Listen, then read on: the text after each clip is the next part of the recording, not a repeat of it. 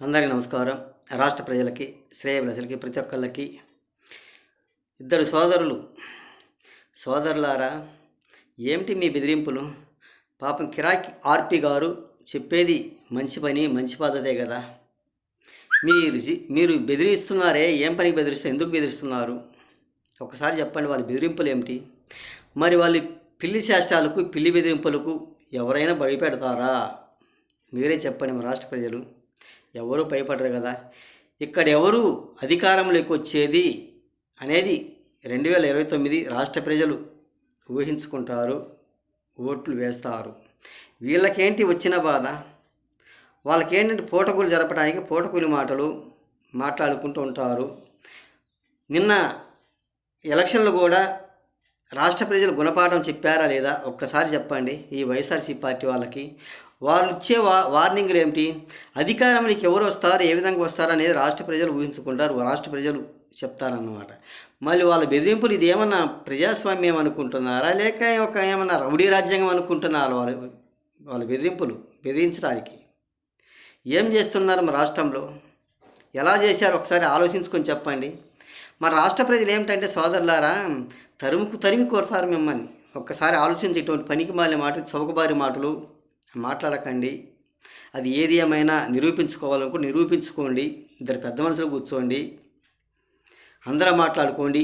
కిరాక్ కార్పి గారు మగాడా కాదా, దానికి ఏమిటి పరిస్థితి, దాని పరిగుణం ఎంత ఏమిటి, మరి ఎలా నిరూపించుకోవాలి మగాడా కాదనేది ఒకసారి ఆలోచించుకోండి.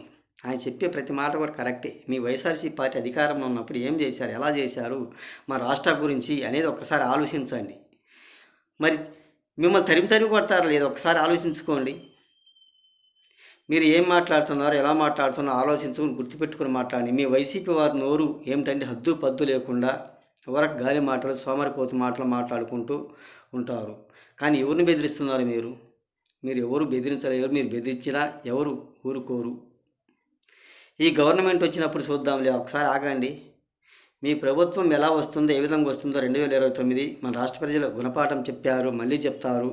అప్పుడు ఆలోచించుకుని ఇప్పుడు బెదిరించడం ఎందుకు? పని లేక ఏమన్నా నిరూపించుకోండి. కిరాక్ ఆర్పి దగ్గరికి వెళ్ళి అడగండి, ఎలా నిరూపించుకోవాలి, ఏ విధంగా నిరూపించుకోవాలి, దాని హద్దులేంటి, దాని పొద్దులేంటి, ఎలా చూడాలి, ఏ విధంగా చూడాలి, ఏం చేయాలి, ఏం తీసుకురావాలి అనేది ఒకసారి ఆలోచించుకోండి.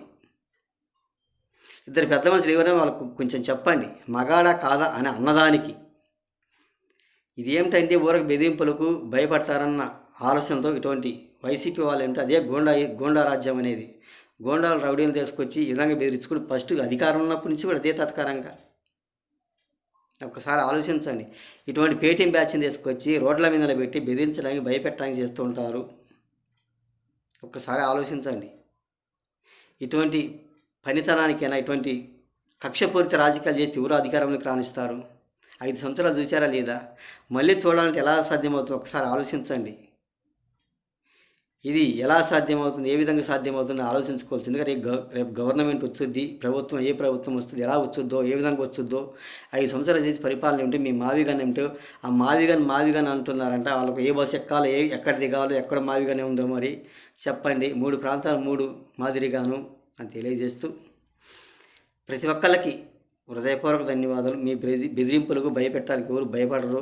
ఎవరు బెదిరించినా కానీ మీకు భయపడేదంటూ ఏం లేదు, ఎవరైనా కానీ అని తెలియజేస్తూ ప్రతి ఒక్కళ్ళకి హృదయపూర్వక ధన్యవాదాలు.